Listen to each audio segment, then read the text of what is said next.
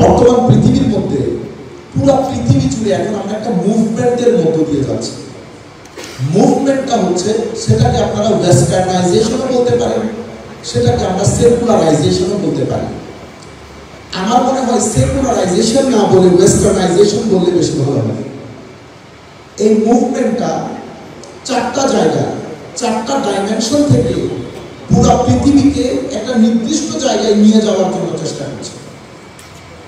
এই মুভমেন্টটা চাই পুরো পৃথিবীর মানুষ, no matter which country he or she is from, which language she speaks or he speaks, কোন সংস্কৃতি, কোন কালচার, কোন ভাষা, ডাজন্ট ম্যাটার। এই মুভমেন্টটা কামনা করে আমরা যেন প্রত্যেকেই তাদের মতো করে চিন্তা করি, তাদের সংস্কৃতি লালন করি, তাদের মতো মন মতো করে জীবনটা যাপন করি। বাকি পৃথিবীতে অনেক ভাষা আছে, অনেক ভাষা ইতিমধ্যে পৃথিবীর সমুদ্রে হারিয়ে গেছে, ভবিষ্যতে আরো কত ভাষা পৃথিবী থেকে হারিয়ে যায় আল্লাহ পাক ভালো জানেন। এখনো পর্যন্ত মানে এই পর্যন্ত আমি আপনাকে তো এতটুকু বলতে পারি যে আমাদের যে সমস্ত পরিবারগুলো, বাংলাদেশের পরিবারগুলো ইউরোপের মধ্যে, আমেরিকার মধ্যে, ইংল্যান্ডের মধ্যে থাকে, তারা অন্তত আগামী 20-30 বছরের মধ্যে আমাদের যে বাংলা ভাষা সেটা আমাদের ছেলেদের মধ্যে থাকবে না। এবং আমার মনে হয় আমরাও আস্তে আস্তে এখানকার যারা এখানে যারা থাকি, আমাদের পরবর্তী প্রজন্ম, হয়তো তার পরবর্তী প্রজন্ম, আমরা বোধহয় এক ভাষার দিকে চলে যাচ্ছি, আমাদের ভাষাটা আস্তে আস্তে ভুলে যাচ্ছে। এবং সেটা আপনারা আমাদের ফেসবুক পোস্টগুলো দেখলে ভালো করে বুঝতে পারবেন। আমাদের ফেসবুক পোস্টের মধ্যে আমরা খুব ভালো শিক্ষিত মানুষও বাংলা ভাষায় শুদ্ধ করে পোস্টগুলো করতে পারি না, কিন্তু ইংরেজিতে করতে পারি। যাই হোক, আমি আপনাদেরকে যে কথাটা বলতে চাচ্ছিলাম যে মুভমেন্টটা চাই আমাদের সবকিছু যেন তাদের মতো করে হয়। তো এটা চার ডাইমেনশন থেকে মুভমেন্টটা হচ্ছে। একটাকে বলা হয় সেকুলারাইজেশন অথবা ওয়েস্টার্নাইজেশন অফ নলেজ। সেকুলারাইজেশন বা ওয়েস্টার্নাইজেশন অফ নলেজ বলতে আমরা যেটা মিন করি সেটা হচ্ছে মানে জ্ঞানের অঙ্গনে, সিলেবাসের অঙ্গনে, শিক্ষার অঙ্গনে ধর্মের কোনো প্রভাব থাকবে না। ধর্ম ধর্মের জায়গায় চলবে, শিক্ষাকে আমি আমার মতো করে সাজাবো, নাম্বার 1। নাম্বার 2, এটাকে বলে সেকুলারাইজেশন অফ কালচার, মানে সংস্কৃতির অঙ্গনে এখানে ধর্মের কোনো প্রভাব থাকবে না। সেই কারণে ওয়েস্টার্ন কান্ট্রিতে দেখবেন আগে যেখানে ওয়ার্শিপ প্লেসগুলোতে মানুষ জড়ো হতো স্যাটারডে সানডে, সেই জায়গাটা এখন দখল করে নিয়েছে সিনেমা এবং থিয়েটার। এখন মানুষ আর ওই জায়গায় যায় না, এই জায়গায় আসে। যাই হোক, তৃতীয় যে বিষয় সেটাকে বলে সেকুলারাইজেশন অফ মোরালিটি। আমরা আজকে যে মোরালিটির কথা বলছি, সেকুলারাইজেশন অফ মোরালিটি মানে আপনি মোরাল ডাইমেনশনের মধ্যে এখানেও ধর্ম থাকতে পারবে না। রাষ্ট্র, রাষ্ট্রের মানুষ, সমাজ ডিসাইড করবে কোনটা মোরাল, কোনটা ইমোরাল। এখানে ধর্মের কোনো প্রভাব থাকবে না। চেঞ্জিং সিচুয়েশনের মধ্যে আমার এখনো মনে আছে ওয়েস্টার্ন কান্ট্রিতে এক সময় পার্লামেন্টের মধ্যে একটা বিল উঠেছিল, আচ্ছা আমি এটা না বলি, এখানে কিছু শব্দ আমাদের কষ্ট হয়ে যায় এখানে উচ্চারণ করতে। যাই হোক, আমি এটা বাদ দিই। তো সোসাইটি চেয়েছিল যে এই কাজটা ভালো না, পার্লামেন্টে বিল উঠেছে, তখন এটাকে কন্ডেম করা হয়েছে। ঠিক কিছুদিন পরে আবার এই বিলটা, সেম বিল আবার পার্লামেন্টে উত্থাপিত হয়। উত্থাপিত হওয়ার পরে তখন সোসাইটির ডিমান্ড হচ্ছে এটা আর ইমোরাল না, এটা সোসাইটির মধ্যে চলতে পারে। তখন আবার পার্লামেন্টের মধ্যে বিল উঠার পরে এটাকে আবার জায়েজ ঘোষণা করা। আমি আপনাদেরকে যেটা বলতে চাচ্ছি সেটা হচ্ছে ধর্ম নয়, বরং সমাজের মানুষ ডিসাইড করবে কোনটা ভালো এবং কোনটা মন্দ। এরপরে হচ্ছে সেকুলারাইজেশন অফ পাওয়ার। রাজনীতি বলেন, কনস্টিটিউশন বলেন, কোন জায়গার মধ্যে ধর্মের কোনো প্রভাব থাকতে পারবে না। এই চারটা ডাইমেনশন থেকে যখন আপনি ধর্মকে বের করে দেবেন, এটা একটা মুভমেন্ট। এই মুভমেন্টটা এখন পুরো পৃথিবী জুড়ে আস্তে আস্তে তার অবস্থানকে সুদৃঢ় করছে এবং সেটা আরো ভবিষ্যতে আরো দূরে যাবে এবং সেটার নতিজা আপনারা এখন দেখছেন।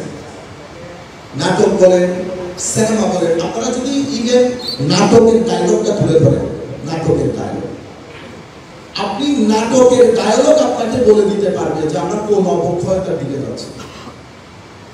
এগুলো তো একটা দর্পণ, একটা আয়নার মতো, কিছু জিনিসের মাধ্যমে আপনি সোসাইটিকে মাপতে পারবেন, ফিগার আউট করতে পারবেন। এগুলো সেই ধরনের কিছু আয়না। আমরা যে আরো কত নিচে যাচ্ছি, যেহেতু আমরা একটা সমাজের একটা অংশের সাথে বিলং করি, যেমন ওয়াজ মাহফিল। আপনি ওয়াজ মাহফিলের মধ্যে বসে আমাদের ভাষা, আমাদের প্রেজেন্টেশন, আমাদের হুঙ্কার, এগুলোর মাধ্যমে আপনি বুঝতে পারবেন যে আমরা আসলে কোন দিকে যাচ্ছি। ঠিক আছে, এটা একটা অবস্থা। এখন এটাকে আমি আরেকটু বোঝানোর জন্য আমরা আগে নিজেরা নিজেদেরকে বুঝি আমরা কি। আমাদের অধ্যাপক মাসুম চৌধুরী সাহেব অসাধারণ বলেছেন কিছু কথা। দুটা জিনিস তো দারুণ, এটা আপনারা আমার মনে হয় যদি ব্যক্তি জীবনে বাস্তবায়ন করতে পারেন বা আপনারা চেষ্টা করতে পারেন, এটা তো গ্যারান্টি যে সফলতা আসবে। এখন সফলতাকে আপনি কিভাবে ডিফাইন করবেন এটা আপনার ম্যাটার, কিন্তু সফলতা আসে।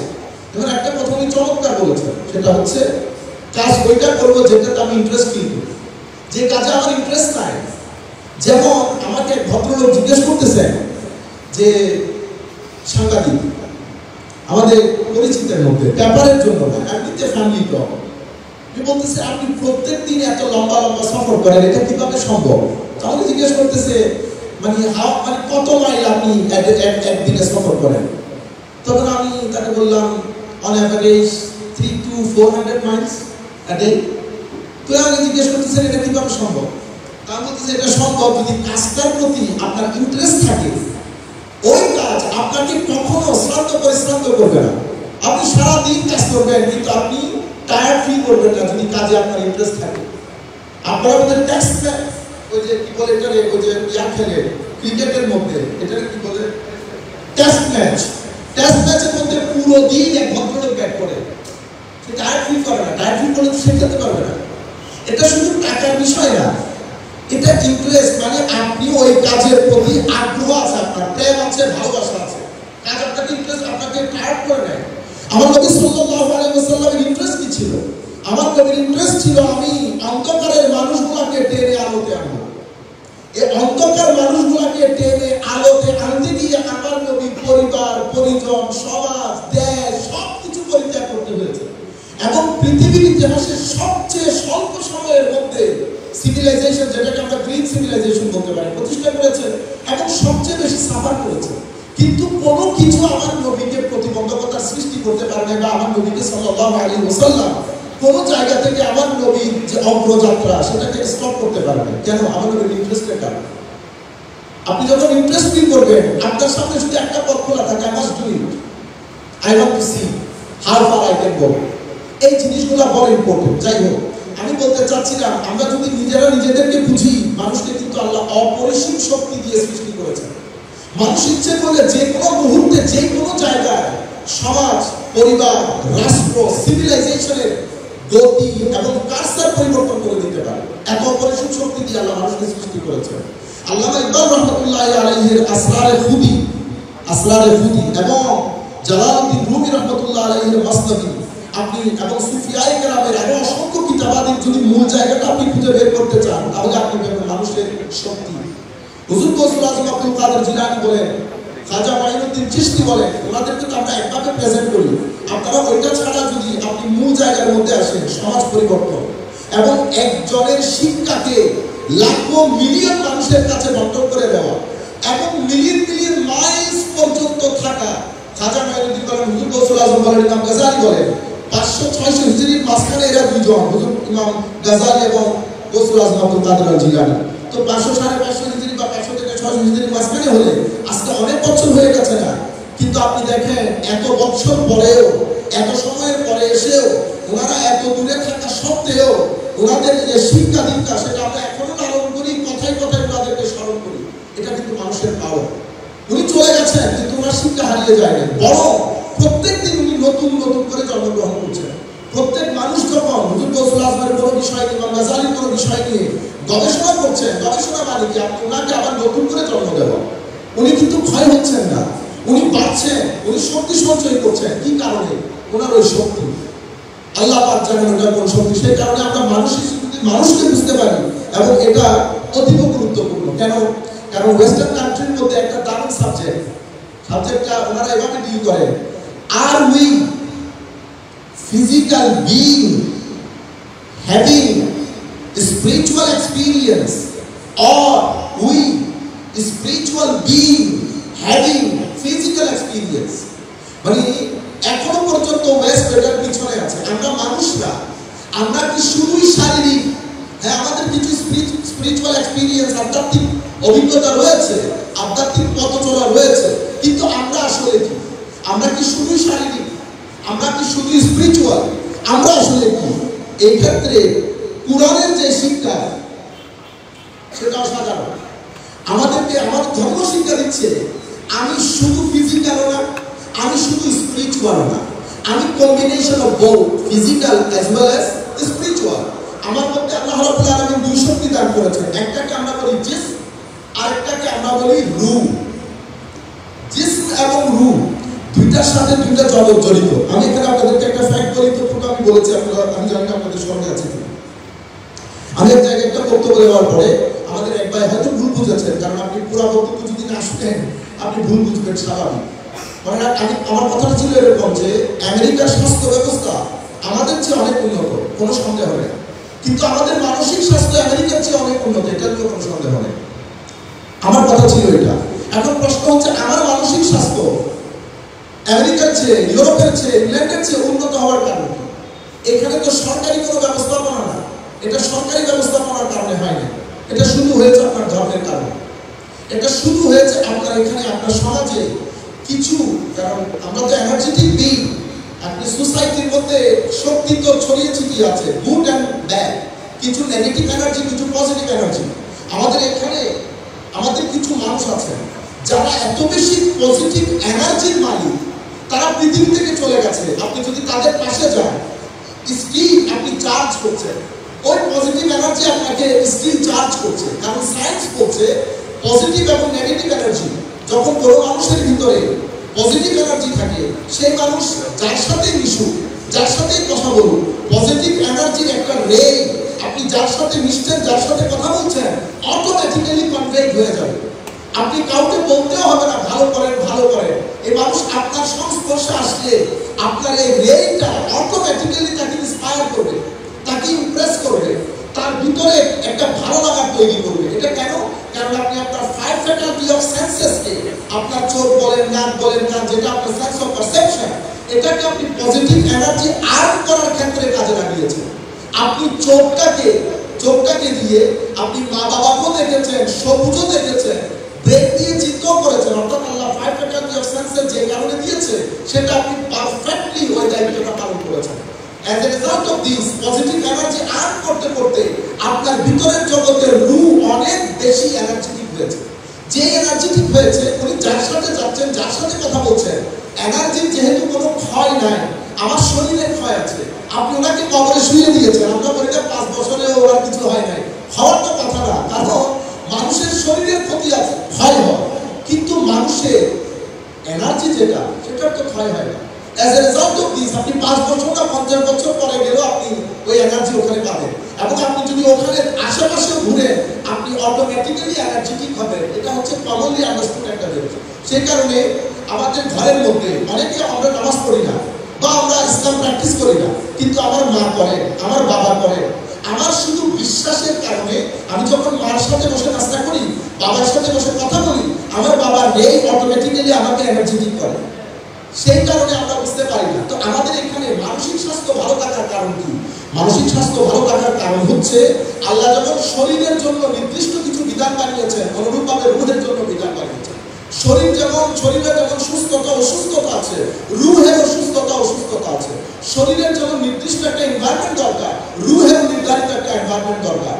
এখন ম্যাটেরিয়াল সোসাইটিতে, মানে এই আমরা বর্তমানে যে সোসাইটিতে বসবাস করছি, যেটাকে আমরা বলবো একেবারে অসম্ভব ম্যাটেরিয়াল একটা সোসাইটি, এখানে স্পিরিচুয়ালিটি সেইভাবে কোনো কনসিডারেশন নাই, আমরা করি না। As a result of this, আমাদের ভিতরের জগৎটার যে এনার্জি, সেটা আস্তে আস্তে আস্তে আস্তে শেষ হয়ে যাচ্ছে। এনার্জি যখন শেষ হয়ে যায়, স্বাভাবিকভাবে এটা দুর্বল হয়ে যায়।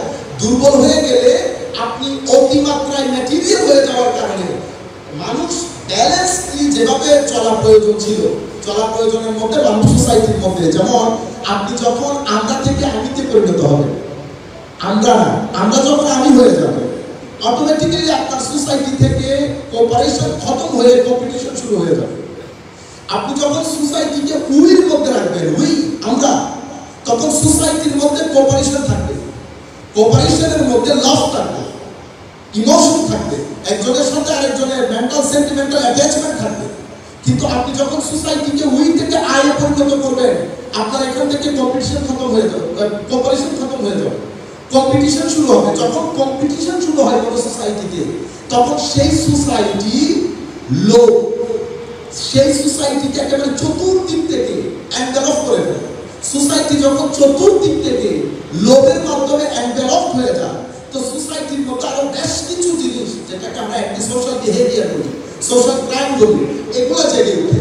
আপনি এখন এগুলো যদি বন্ধ করতে চান, আপনাকে আবার পিছনে যেতে হবে, আপনাকে আইকে উইকে নিয়ে যেতে হবে, কম্পিটিশনকে কোঅপারেশনে নিয়ে যেতে হবে।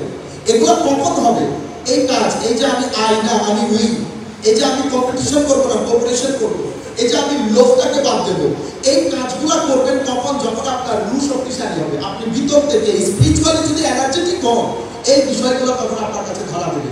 যদি আপনি স্পিরিচুয়ালি এনার্জেটিক না হন, তাহলে আপনি এই বিষয়গুলো আপনার কাছে ধরা দেবে না। আমি এখন এই পুরো প্যারাগ্রাফটাকে সামনে রেখে, আমার নবী সাল্লাল্লাহু আলাইহি দুনিয়ার আধুনিক দুনিয়ার মিশনও বুঝেছেন, আমার নবীকে একটা মিশন দিয়েছেন। সেই মিশনটা কি? আপনি এখন আমার এই পুরো প্যারাগ্রাফটা সামনে রাখেন, এরপর আমার নবীর মিশনের দিকে আসেন। আমার নবী আমাদেরকে চারটা জায়গায় নবী সাল্লাল্লাহু আলাইহি ওয়াসাল্লাম কাজ করেছেন। আমাদেরকে বলেছেন, প্রথমে তোমাদের ডিউটি, তোমাদের রেসপন্সিবিলিটি টুয়ার্ডস ইওর ক্রিয়েটর। আমাদের কিন্তু একজন বানিয়েছেন, তো যিনি বানিয়েছেন ওনার প্রতি আমাদের একটা দায়িত্ব আছে। আমি সংক্ষিপ্ত আকারে বলছি আপনাদেরকে, দায়িত্বটা আল্লাহ রাব্বুল আলামিন আমাদেরকে দুইভাবে সেট করেছেন। একটা হচ্ছে আমরা বলি আল্লাহর উপাসনা করা, উপাসনা করব, ইবাদত করব, ওয়ার্শিপ করব। এক, দুই হচ্ছে আল্লাহ রাব্বুল আলামিনের উপাসনার পরে আমরা দ্বিতীয় বিষয় আল্লাহর সৃষ্টির মহব্বত, অথবা এটাকে আপনি বলতে পারেন আল্লাহর সৃষ্টির সেবা। এই দুইটা জিনিস আমার নবী আমাদেরকে ফিজিক্যাল দিক এবং স্পিরিচুয়াল দিক আপনি ব্যালেন্স রক্ষা করতে পারবেন না। তাইলে আল্লাহর প্রতি আমাকে কেউ বলেন না যে দুই দায়িত্ব পালন করলে হবে, সেটা বলেন না।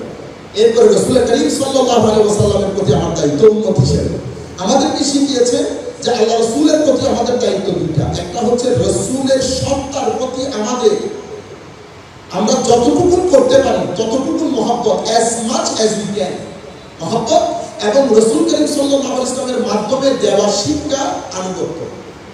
তাহলে আল্লাহর মহব্বত, আল্লাহর ইবাদত, আল্লাহর সৃষ্টির সেবা, রাসূলের মহব্বত, রাসূলের আনুগত্য দুইটা। এরপরে হচ্ছে আমাদের পৃথিবীতে যে মানুষগুলোর সাথে আমরা বসবাস করি, তাদের সাথে আমাদের সম্পর্ক কি হবে, এটা আমার নবী সাল্লাল্লাহু আলাইহি ওয়াসাল্লাম শিখিয়েছেন। কিভাবে শিখালেন? আমি একটা হাদিস বললে আপনারা বুঝতে পারবেন। হাদিসের মধ্যে আমার নবী সাল্লাল্লাহু আলাইহি ওয়াসাল্লাম, একটা হাদিসে কুদসি ছিল, আল্লাহ রাসূল সাল্লাল্লাহু আলাইহি ওয়াসাল্লামকে ইরশাদ করা হয়েছে, আমার আল্লাহ রাসূলকে অ্যাড্রেস করে বলছেন, হাবিব, যারা আপনার সাথে সম্পর্ক ছিন্ন করতে চায় তাদের সাথে আপনি সম্পর্ক জোড়া লাগিয়ে রাখবেন। You have to be connected with all those people around you. You cannot be disconnected. আপনি কানেক্টেড থাকতে হবে। তো ওনারা যদি কানেক্টেড থাকতে না চান, নবী সাল্লাল্লাহু আলাইহি ওয়াসাল্লামকে ইরশাদ করা হচ্ছে না, তারা কানেক্টেড থাকতে না চাইলেও আপনি আপনার পক্ষ থেকে কানেক্টেড থাকবেন। নাম্বার 1। নাম্বার 2, নবী সাল্লাল্লাহু আলাইহি ওয়াসাল্লাম ইরশাদ করা হচ্ছে, কেউ যদি জুলুম করে, অত্যাচার করে আপনার উপর, আপনার অধিকার আদায় ব্যর্থ হয়, আপনি তাকে ক্ষমা করে দেবেন। আর হচ্ছে মানুষের যে দুষ্ত্রুটি, সেটা আপনি অবলোক করবেন, দেখেও না দেখার ভান করবেন। তাই আপনি আর মানুষকে ক্ষমা করে দেওয়া, এটা আপনি সাথে রাখেন। তাই আমরা বুঝতে পারবো যে মানুষের সাথে আমাদের সম্পর্কটা কি রকম হোক, সেটা আল্লাহ রাব্বুল আলামিন কেমন চান। যেমন আমার নবী এক হাদিসের মধ্যে স্পষ্ট ভাষায় বলে দিয়েছেন যে মানুষের সাথে তোমরা তোমাদের ভাইদের সাথে যেভাবে আচরণ করো, তোমাদের আচরণ যেন মানুষের সাথে সেরকম হয়। এটা হচ্ছে টুয়ার্ডস আদার হিউম্যান বিং। এরপরে ওয়ার্ল্ড ভিউ কেমন হবে, পৃথিবীর সাথে আমাদের সম্পর্ক কেমন হবে। আমরা কি পাহাড়ে চলে যাবো না? আমার বিশ্বাস হাদিসে পাকে ইরশাদ করছেন, আর দুনিয়া মাসরাতুল আখিরাহ, দুনিয়া হচ্ছে এটা আমাদের শস্য ক্ষেত্র, আমরা ফলটা ভোগ করবো পরকালে, আমরা চাষাবাদ করবো দুনিয়াতে। তো চাষাবাদ কিরকম করে করেন? আপনি কদুর বিচি আপনি লাগালেন, লাগার পরে আপনি শুয়ে যেতে পারবেন না। আমার আগে কদুর বিচি যেটা ডিসাইড করবো সেটা আমরা ভালো জাতেরটা ডিসাইড করবো না, এরপরে লাগাবো, এরপরে পানি দেবো, লুক আফটার করবো, এরপরে আনওয়ান্টেড যদি যেটাকে আপনার আগাছা বলেন এটাকে আমি আপরুটেড করবো। তাহলে আপনি এই পুরো কাজগুলোর সাথে আপনার ঘাম জড়িত, মেধা জড়িত, আপনার কষ্ট জড়িত। তাইলে দুনিয়ার সাথে আমাদের সম্পর্কটা হবে মেধা, দুনিয়ার সাথে আমার সম্পর্ক হবে কষ্টে, মানে এফোর্ট করা, স্ট্রাগল করা। দুনিয়ার সাথে আমার সম্পর্ক হবে স্ট্রেথে। আপনি এখন সবকিছু বাদ দিয়ে যদি মসজিদের মধ্যে ঢুকে বসে থাকেন তাবলীগের নাম দিয়ে, তাহলে তো আপনি ওয়ার্ল্ড ভিউ ম্যানেজ করতে পারবেন না, আপনি কোনো একটা জায়গার মধ্যে ড্যামেজ হয়ে যাবেন। আপনি দেখেন দুই তিনটা জিনিস কোরআনে পাকের মধ্যে, দুই তিনটা প্রফেশনের কথা উল্লেখ করা হয়েছে। প্রত্যেক প্রফেশনের মধ্যে ঘাম, মেধা এবং আপনার শারীরিক চেষ্টা প্রচেষ্টা জড়িত। কোরআনে পাকের মধ্যে তেজারতের কথা বলা হয়েছে। আল্লাহ তুকুম মালা তিজারা, তেজারা মানে ব্যবসা। ব্যবসা আপনি কি মনে করেন মেধা ছাড়া আরেকজনের পকেটের পয়সা আপনার পকেটে আনবেন, এমনিতে নিয়ে আসতে পারবেন? এটার সাথে মেধা জড়িত, রাত দিনের কর্ম জড়িত। সেরা মানে ইন্ডাস্ট্রি, কোরআনে পাকের মধ্যে যে যে কথাগুলো উল্লেখ আছে। কৃষিকাজ আপনি অসংখ্য খাত জড়ানোর কাজ। তাই পৃথিবীর সাথে আমার সম্পর্ক কেমন হবে? তো পৃথিবীর সাথে আমার সম্পর্ক হবে ঘাম ঝরানো, স্ট্রাগলে, এফোর্টে, এবং আমি মেধা খরচে। এখন আমি এগুলো বাদ দিয়ে যদি অন্য কাজ করি অথবা ধর্মটাকে অন্যভাবে ইন্টারপ্রেট করার চেষ্টা করি, তাহলে এখানে ড্যামেজ হয়ে যেটা হচ্ছে।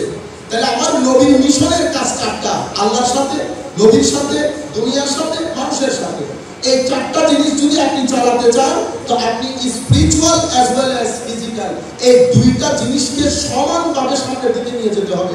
অথবা আমরা আমাদের যে মূল কাজ সেটার সাথে আমরা পেরে উঠবো না। আমার বক্তব্য একেবারে শেষের দিকে। এখন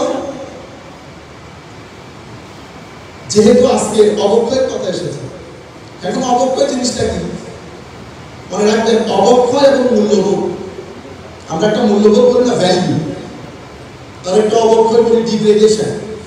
মূল্যবোধ এবং অবক্ষয় একটা আরেকটার অপোজিট শব্দ। অবক্ষয় কখন হয়? আমরা স্বাভাবিকভাবে উত্তর দিলে একেবারে প্লেন, মানে সহজ উত্তর, তো যখন ভ্যালুর অভাব হয়। এবং ভ্যালু কি? আমি অনেক লম্বা কথা একেবারে শুনি, যেহেতু সময় অনেক সংক্ষিপ্ত, 4-5 মিনিট আছে। যখন দেখবেন আপনার জীবন থেকে নিয়মানুবর্তিতা অথবা দায়িত্ববোধ বলতে পারে, দায়িত্ববোধ আপনার জীবন থেকে নিষ্ঠা খতম হয়ে গেছে, দায়িত্ববোধ খতম, নিষ্ঠা খতম হয়েছে, এবং আপনার জীবন থেকে ধৈর্য, শিষ্টাচার, ডিসিপ্লিন, পারস্পরিক শ্রদ্ধা এবং মমত্ববোধ। আমি আবার বলছি, যখন আপনার জীবন থেকে দায়িত্বশীলতা, দায়িত্ব যখন পালন করবেন সেটা যদি নিষ্ঠার সাথে না হয়, নিষ্ঠার মধ্যে যদি সততা না থাকে, দায়িত্ব, নিষ্ঠা, সততা সব আছে, ধৈর্য নাই, হবে না। এটা একটার সাথে একটা ইন্টারলিঙ্ক। দায়িত্ব পালন করবেন নিষ্ঠার সাথে, সততার সাথে, অথবা ধৈর্যের সাথে, আবার সব কিছু আছে। আপনার আরেকজনের প্রতি মমত্ববোধ নাই, প্রেম নাই, সব কিছু আছে কিন্তু ডিসিপ্লিন নেই, হবে না। এই সব কিছু মিলে আপনার ভ্যালুটা তৈরি হয়। এখন এটা যখন সমাজের মধ্যে লস হয়, এই বিষয়গুলো আস্তে আস্তে দায়িত্ববোধ খতম, মমত্ববোধ চলে গেছে, নিষ্ঠা চলে গেছে, সততা চলে গেছে, শেষ পর্যন্ত উপরে উঠতে উঠতে আপনার প্রতি আমার যে দায়িত্ব সেটা নষ্ট হয়ে গেছে। তখন একটা সোসাইটি অবক্ষয়ের দিকে যায়। এবং আমরা অবক্ষয় যখন ঘটে, স্বাভাবিকভাবে সোসাইটি থেকে কোঅপারেশন খতম হয়ে যায়। এই অবক্ষয়ের দিকে যখন জাতি চলে যায়, এখন এখান থেকে উঠবো কিভাবে? আসেন আমরা সূরা নাহল থেকে যে আয়াত পড়েছি ওই আয়াতগুলো আমরা শেষ করব। আপনারা জানেন মধু পোকা মধু আহরণ করে, সেই মধু পোকার নাম দিয়ে পবিত্র কোরআনে একটা সূরা নাযিল হয়েছে, মানে সূরার নামকরণ করা হয়েছে নাহল। এই সূরার মধ্যে আল্লাহ বলছেন ওয়া আওহা রব্বুকা ইলান নাহল, ইয়া রাসূলুল্লাহ সাল্লাল্লাহু আলাইহি ওয়াসাল্লাম, আপনার প্রতিপালক নাহালকে, মধুপুকাকে এলহাম করেছে, প্রত্যাদেশ করেছে। দেখেন আল্লাহ প্রত্যাদেশ করেছেন মধুপুকাকে।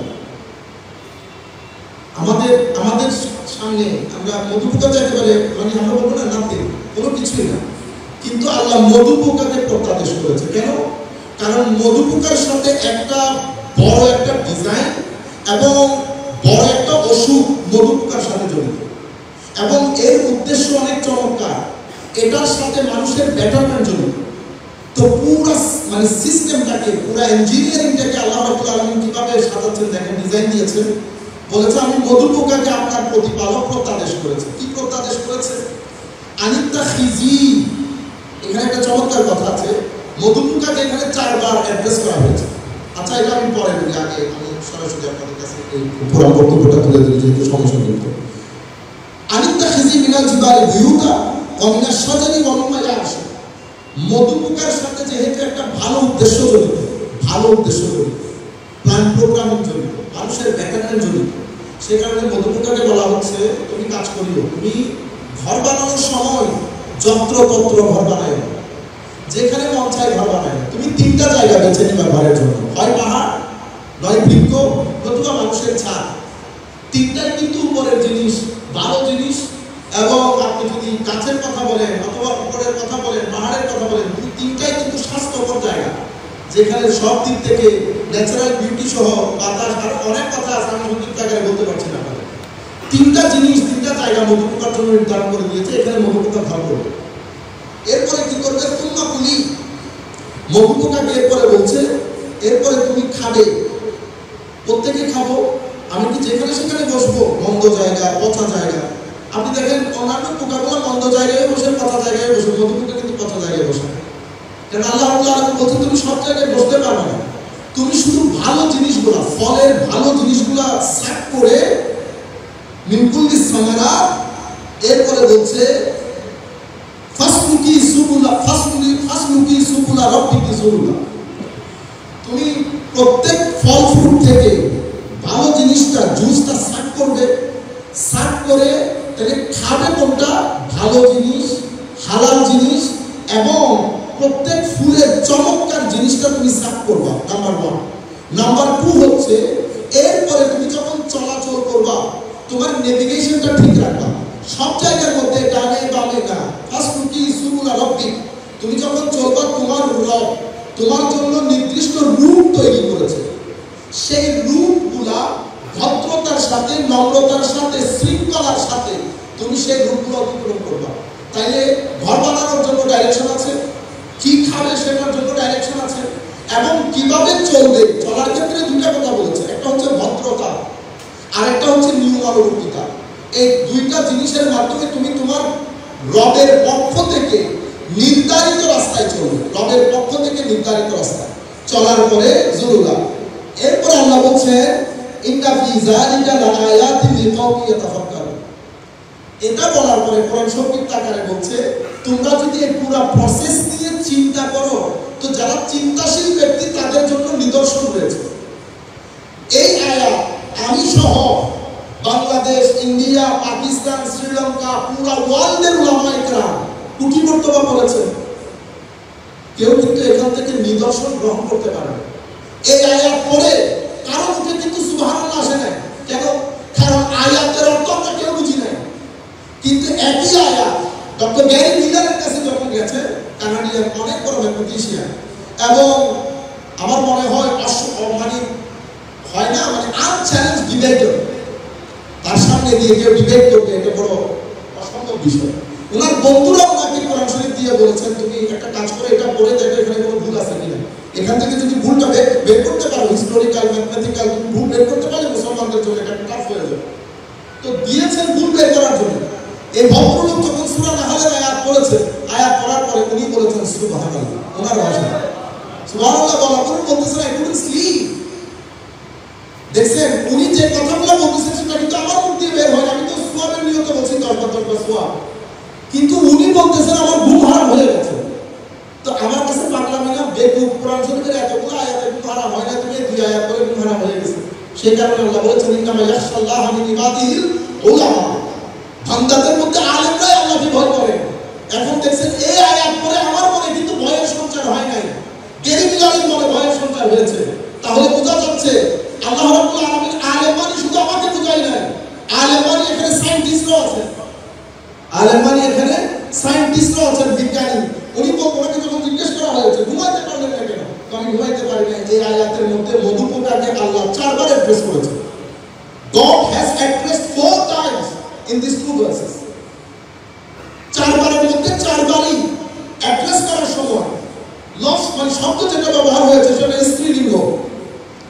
বলে যে মধু পোকার মধ্যে যে স্ত্রীলিঙ্গ আছে সেটা আমরা জানতে পেরেছি 60-70 বছর আগে, 1400 বছর আগে সেটা মুহাম্মদ সাল্লাল্লাহু আলাইহি ওয়াসাল্লাম জানার কথা না।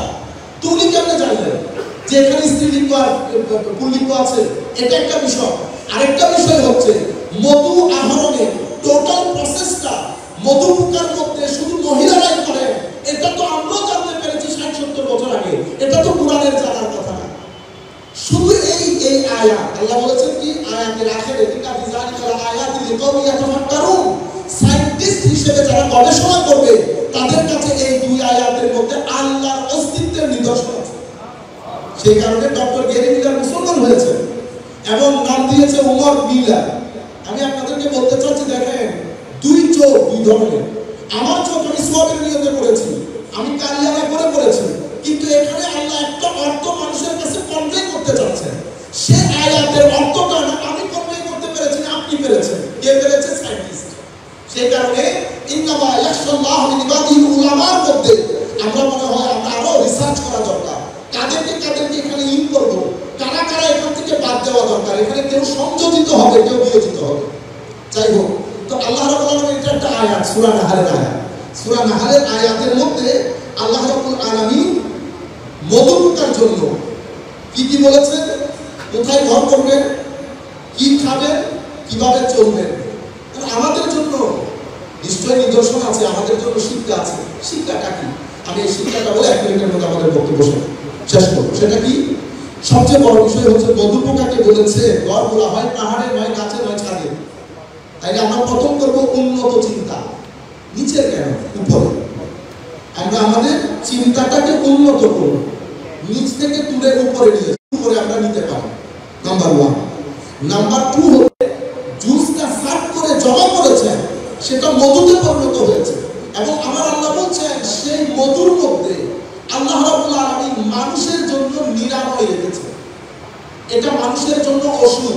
তো মধু পোকা 2-3টা জিনিস মেনটেন করে, নিজের আহরিত জিনিস যদি মানুষের জন্য সেবা বানাতে পারে, আমরা মানুষও যদি ওই কাজগুলো করি তো আমাদের শিক্ষা দীক্ষা চাহনীয় মানুষের জন্য নিরাময় হয়। এটা আউলিয়ায়ে কেরামের ক্ষেত্রে হচ্ছে। এটা মধু, ওইটা রুহানি নূর। এখন আমি আমাদের যুবকদের জন্য এই অবক্ষয় থেকে যদি আমরা উঠতে চাই আমরা মধু পোকার কাছে যাই। তো মধু পোকাটাকে প্রথম যেটা শিক্ষা, আমাদের চিন্তাটা আমরা উপরে করব, খাওয়া দাওয়া পরিশীল করব। নাম্বার 2 ভদ্রতা।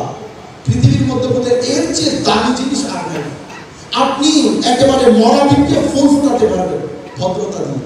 আপনাকে অনেক যুক্তি দিয়ে, আপনাকে সায়েন্স দিয়ে আপনি মানুষকে হয়তো একটা জিনিস বোঝাতে পারবেন, মানুষের মন জিততে পারবেন না। কেউ যদি চায় মানুষের মন জয় করতে, তার প্রথম অস্ত্র হচ্ছে ভদ্রতা। আমার নবী সাল্লাল্লাহু আলাইহি ওয়াসাল্লাম কোনো কথা বলতেন না, শুধু গিয়ে কারো পাশে বসতেন। এতটুকুনের মধ্যে আমার নবীর যে এনার্জেটিক লেভেল, সায়েন্সের ভাষায় কারো এনার্জির লেভেল যদি, এটা কিন্তু এস্টাবলিশ ফ্যাক্ট, কারো এনার্জি লেভেল যদি 500 হয় সেই ব্যক্তির মাধ্যমে 7 কোটি মানুষ উপকৃত হতে পারে।